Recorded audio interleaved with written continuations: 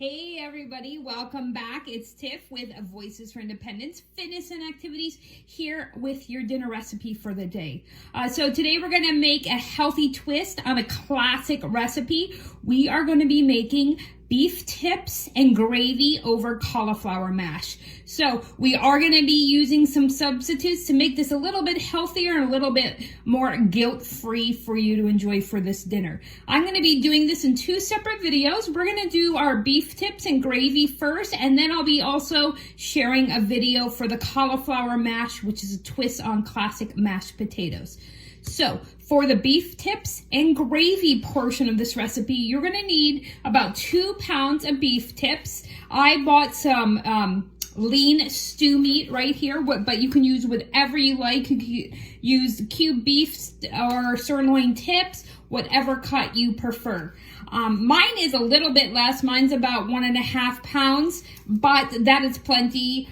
This makes about 4 servings, and there's only about 2 of us who will be eating it, so this is a perfect quantity for us. Now with the gravy, I'm just going to leave all the measurements the same as if this were 2.5 pounds, because it's not going to affect the turnout. We just might have a little extra gravy, but who can complain about that? For your gravy, you are going to need 2 cups of beef broth, and I chose an all-natural version, but again, I'm trying to keep my ingredients clean and fresh as possible. And then you're going to need a little bit of your clarified butter or regular butter, your ghee, whichever item you're using. You'll need a little bit of garlic powder and some salt and pepper to taste. Now, you'll also need a little bit of a thickener. This is a gravy, so we're going to want to thicken it up. Traditionally, we use cornstarch. You can use flour if you want, but if you're looking for an alternative, whether it's due to dietary issues or maybe just a little bit healthier of an ingredient, it's still a processed ingredient. We're going to use xanthan gum. This is used in a lot of keto products. It is gluten-free and it's vegan. So if you're eating any of those styles, this is a great replacement for the processed white flour or your cornstarch. Again, but you're going to need to use a lot less of it. Well, you would use approximately, I believe, or even a tapioca flour is a great alternative as well. If you're using a flour or a cornstarch, you're going to want 2 tablespoons. But for the xanthan gum, you only need a half of a teaspoon, or basically a 1/4 teaspoon for every cup. And we have 2 cups of beef broth, so it's a half a teaspoon of that. Look it up, do your little research. If you have some digestive issues, xanthan gum is not always the best option for you. It's not unhealthy, but it is a non-absorbing fiber, so it can affect your digestive system if you're not used to that.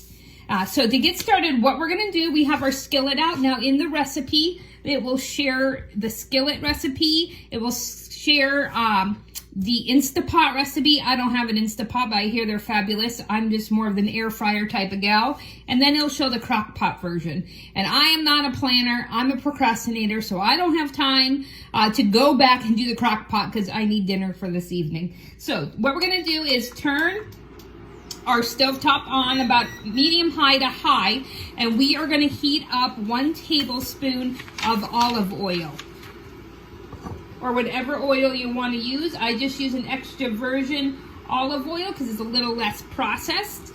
And then what you're going to do is you're going to add your beef cubes directly to the skillets. Now we're going to want to cook your beef tips in the oil for about 5 minutes until your beef has browned on all sides. We're also going to add some minced garlic at this time as well, and maybe a little salt and pepper. Now, for your beef, the beef tips, they will continue to cook over time, and the beef tips and gravy are going to get made in the same pan. And as they cook, we're going to, once we have everything put together, they are going to simmer on your stovetop or your tabletop skillet or your tabletop burner like I have for about 30 minutes. The longer you let it simmer, the more tender that your beef will become. Also, with the xanthan gum, it's not going to thicken up quite as quickly as if you're using flour or your cornstarch. It's going to take a little bit of time, but we already have to let it sit for 30 minutes to soften our beef, so it's going to be perfect in this recipe. So I have my oil in there, and I have it on a medium high, and I don't want to go too high with my heat because olive oil does have a little bit of a low smoke temperature. That means it'll burn a little quicker, the extra virgin olive oil. But I'm just going to add my beef tips right to it. We're going to let those brown for about 5 minutes. We'll turn them probably halfway through. Make sure that you get them separated from the packaging so they can all brown evenly and equally.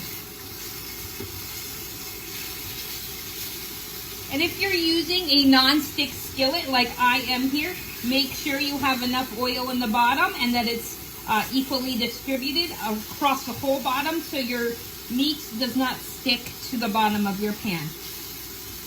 So I'm just breaking up my pieces a little bit to get them separated, and we're gonna let those brown for a few minutes. All right, as I go over the rest of the ingredients with you, I'm gonna add a little bit more oil to my pan because I have a deeper pan, a little bit larger. So I want to make sure that the bottom is nicely coated in my, because I do not have the non-stick pan.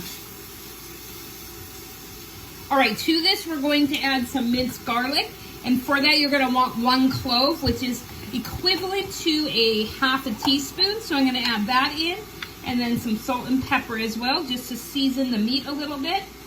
And we're just really going to be trying to gather those drippings coming off the meat as it cooks with the oil and the garlic and the salt and pepper. That's going to be a nice base for our broth that we'll be making, or our gravy, pardon me.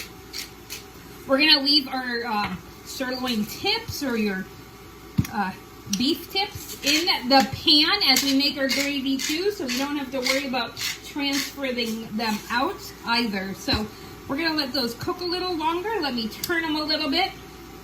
And as these are going,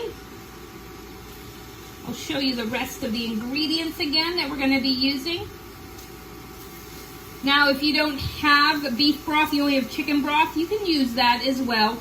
It might just not be as flavorful because chicken broth is a little bit milder of a taste, but the beef will really bring out the flavor a lot. So as the broth simmers in your beef, it will definitely help flavor that if you are using chicken broth. I do have a beef broth today though, so that's what I'll be using.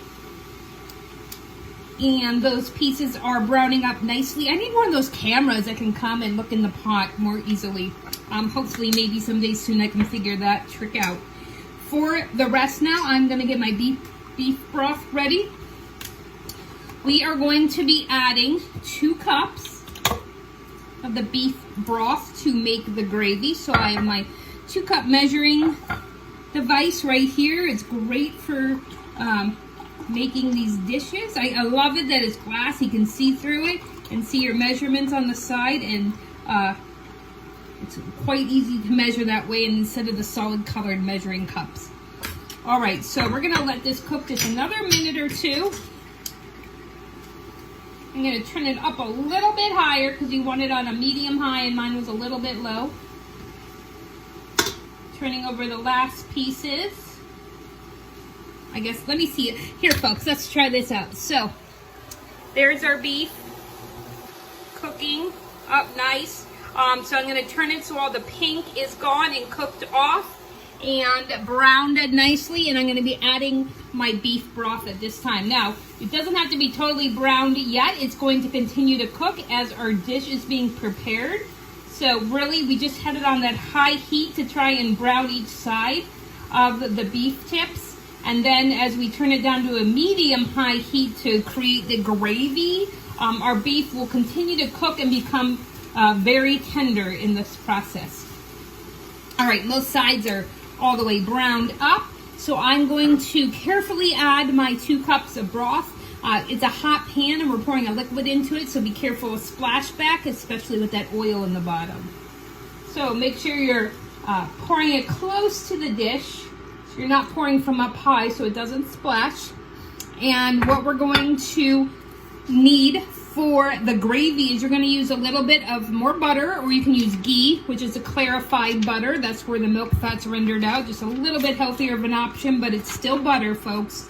So don't think that we can go layering that on. And a little bit of salt for taste, and then we're going to add our thickener. So for the ghee, what we're going to add is 1.5 teaspoons of ghee. So let me get my measuring spoon out.